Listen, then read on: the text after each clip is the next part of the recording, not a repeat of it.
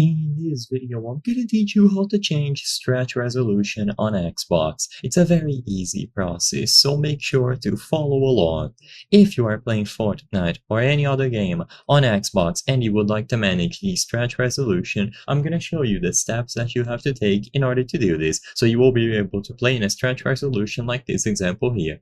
Now, usually, this isn't something that you will change inside of the game. It is most likely related to the settings on your TV. So, if you are using a TV or a gaming monitor, you have to go over to their settings, and under the picture settings, you will be able to find picture size. Usually, this is where you are able to change between the aspect ratios, such as 4:3, 16:9, which is the default, 16:10, and so on.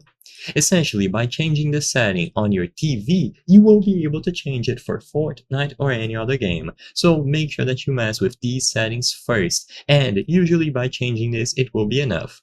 If you are unsure if your TV has these options, search for its model or pick up the remote and browse through all of the menus until you find picture size and you see something related to 16:9 where it gives you the option to change it.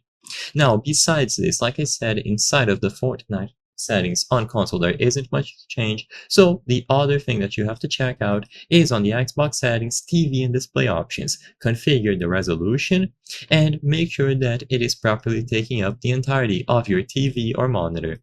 So these settings are related to Xbox, and afterwards you can also go over to video output to double check.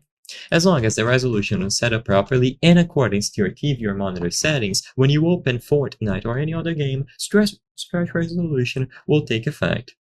I hope I was able to help you on how to change stretch resolution on Xbox for Fortnite or any other games. If this video helped you, please be sure to leave a like and subscribe for more very easy tips. Thank you for watching.